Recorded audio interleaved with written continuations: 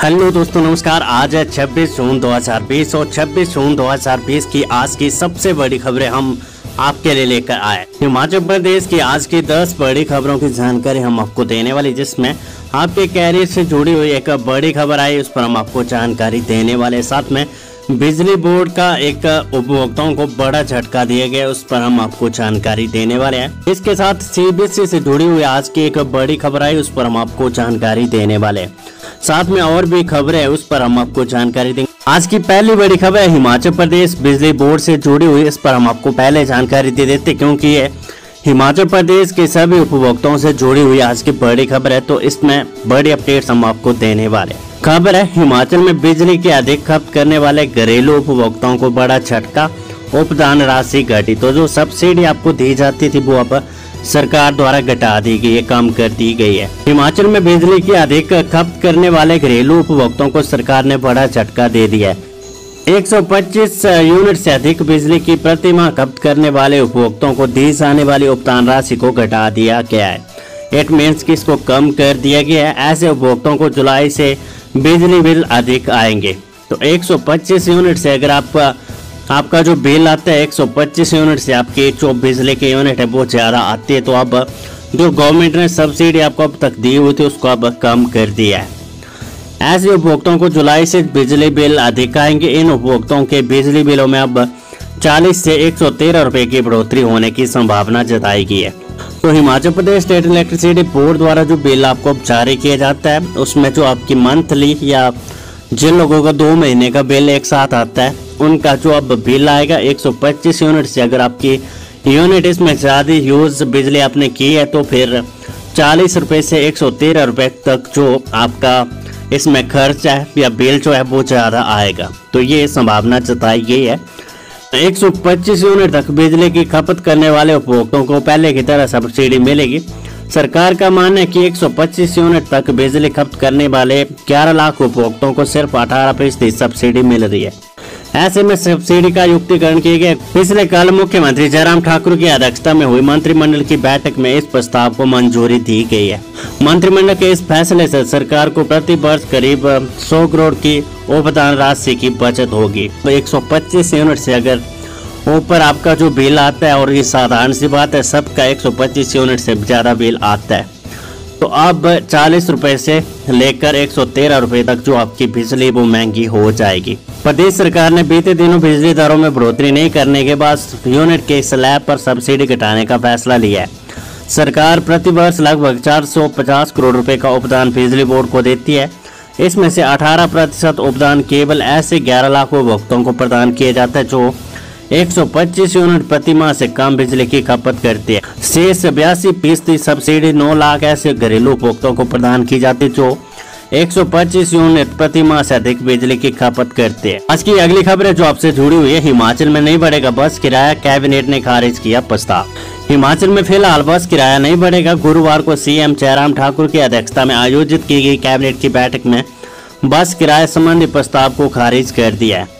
आपको बता दें निजी बस ऑपरेटर ने सरकार से किराए में 50% की बढ़ोतरी की मांग की है, लेकिन सरकार किराए बढ़ाने के पक्ष में नहीं है। हिमाचल में 3 माह से प्राइवेट बसें सड़कों पर खड़ी।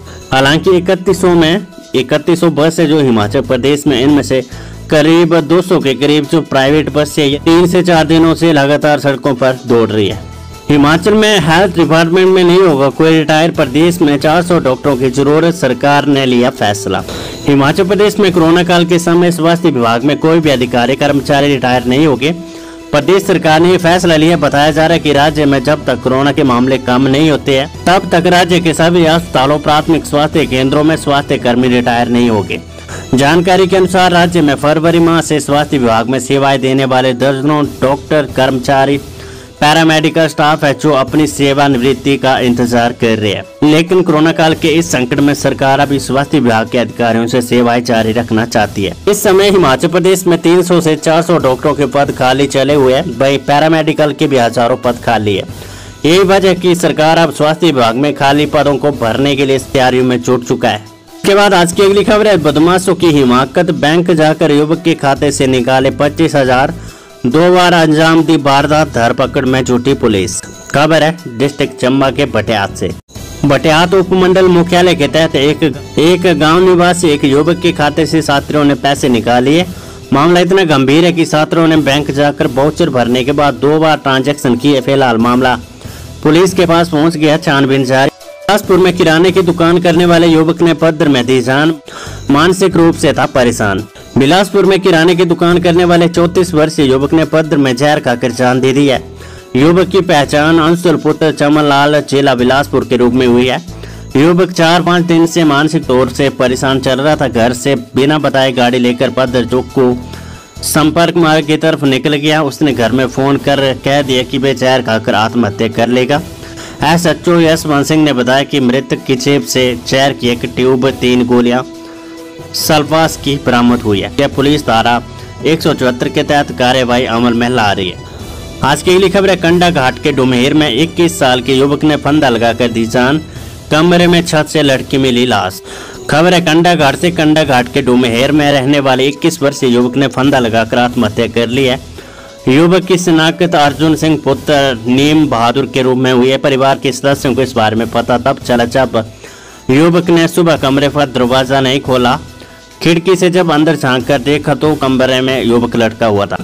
परिजनों ने तुरंत इसकी सूचना कंडा घाट पुलिस को दी, जिसके बाद पहुंची पुलिस टीम ने सबको कब्जे में लेकर छानबीन शुरू कर दी है। DSP हेडक्वार्टर सोलन योगेश दत्त जोशी ने बताया कि कंडा घाट पुलिस ने इस संबंध में मामला दर्ज कर आगामी कार्यवाही शुरू कर दी है। पंजाब से धरा सड़क हादसे में महिला की मौत के बाद फरार हुआ ट्रक चालक, परोल के पास हुई थी दुर्घटना। खबर है, 44 से महिला को मौत के घाट उतारने वाला ड्राइवर पंजाब से धर लिया गया है। बता दें कि पुलिस चौकी रैन के तहत जसूर तलवाड़ा हाईवे पर परोल के समीप ट्रक की टक्कर से एक महिला की मौत हो गई थी। इसके बाद ट्रक चालक भाग गया था। रैन पुलिस चौकी की टीम ने सुनियोजित ढंग से जाल बिछाया और पंजाब के नावा शहर से चालक और ट्रक को काबू कर लिया। ट्रक चालक जहांगीर सिंह नालागढ़ से सीमेंट लेकर नूरपुर आया था और लौटते वक्त बाइक को टक्कर मार दी थी। हादसे में बाइक पर पीछे बैठी महिला की मौत हो गई थी। तब से पुलिस ट्रक चालक की तलाश में थी। आज की अगली खबर है, सेब सीजन की तैयारियां परखेंगे सीएम जयराम ठाकुर ने तलब किया अधिकारी। 27 को सचिवालय में होगी बैठक। अगले महीने से शुरू होने जा रहे सेब सीजन के लिए सरकार की तैयारियों पर मुख्यमंत्री जयराम ठाकुर मंथन करेंगे। राज्य की आर्थिकी से जुड़े इस अहम फैसले पर मुख्यमंत्री ने अधिकारियों को तलब किया। आगामी 27 जून को सीएम ने संबंधित अधिकारियों को बुलाया, जिनसे बातचीत कर देखा जाएगा कि सीजन के लिए किस तरह की तैयारियां हैं। और ये मीटिंग जो अब कल ये होने वाले, क्योंकि कोविड-19 का दौर चल रहा है और इसमें सेब सीजन को सामान्य रूप से निपटाना एक बड़ी चुनौती है। यहाँ पर सामाजिक दूरी बनाए रखकर सेब को मार्केट तक पहुँचाने की चुनौती है। बड़े कार्टन बॉक्स तैयार कर बागवानों तक पहुँचाने की अहम बात है। ट्रकों की व्यवस्था के लिए भी प्रशासनिक महकमा छूटा हुआ है। उम्मीद जताई जा रही है कि 2 करोड़ 10 लाख से ज्यादा सेब की पेटियों का उत्पादन इस सीजन में होगा। वहीं इसके लिए कार्टन बिछे इन दिनों निजी कंपनियों से कार्टन तैयार करवाया जा रहा है। अब 31 दिसंबर तक अस्थायी स्लैब पर करवा सकेंगे इलाज। कोविड-19 के कारण प्रदेश के जिन ECHS के लाभार्थियों के कार्ड प्रिंट नहीं हो पाए, उन्हें चिंता करने की जरूरत नहीं है। ECHS सेंट्रल ऑर्गेनाइजेशन ने इन कार्डों को आवेदन करने के बाद मिली अस्थायी स्लिप को 30 जून से बढ़ाकर अब 31 दिसंबर 2020 तक वैध कर दिया है। मंडियों से नजदीक होटलों में क्वारंटीन किए जाए लदानी आड़तियों ने सरकार से उठाया मामला। देश भर से सेब खरीदने आ रहे लदानी को मंडियों के पास होटलों में क्वारंटीन करने का मामला गरमा गया है। प्रदेश की मंडियों के आड़तियों ने प्रदेश सरकार के मामला उठाया कि लदानी को मंडियों के समीप निजी होटलों में क्वारंटीन करने की मंजूरी दी जाए। प्रदेश सरकार सेब खरीदने हिमाचल आ रहे लदानी को मंडियों के समीप निजी होटलों में क्वारंटीन करने की स्वीकृति प्रदान करती है, तो इसमें लादानी और आड़तियों को काफी सुविधा होगी और अभी तक लादानी को मंडी से दूर क्वारंटीन करने की व्यवस्था की जा रही। आज की अगली खबर है, आज 26 जून 2020 आप याद रखिएगा, आज 26 जून 2020 है। अगर आप लेटेस्ट वीडियो को देख रहे हैं तो आपको बता रहे आज 26 जून 2020 है और आज की बड़ी खबर है हम आपको बता रहे। हिमाचल में कोरोना से 7वीं मौत, भवारना के ग्रामीण ने नहर चौक में दौड़ा दम। कोविड-19 ने हिमाचल में एक और जान ले लिया। भवारना के रहने वाले 52 वर्षीय ग्रामीण ने मंडी के नहर चौक में दम तोड़ दिया।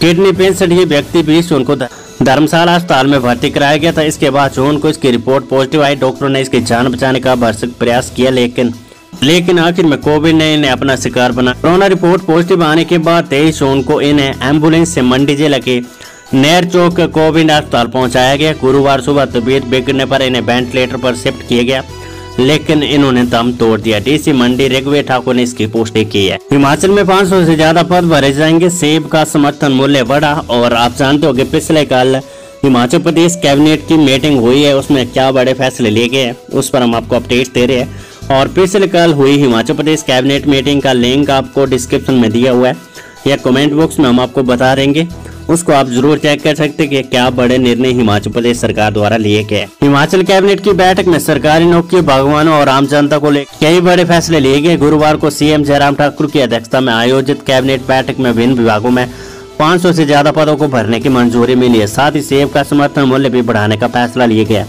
कोरोना महामारी के कारण प्रभावित हुए पर्यटन उद्योग के पुनर्जीवित करने के लिए कार्यशील पूंजी पर दिए जाने वाले ऋण पर भी ब्याज की छूट के लिए योजना प्रारूप को स्वीकृति प्रदान की गई है। इस योजना के तहत 31 मार्च 2020 तक 1 करोड़ रुपए का जीएसटी चुकाने वाली पर्यटन इकाइयां 50 लाख रुपए तक के अधिकतम ऋण के लिए पात्र हो।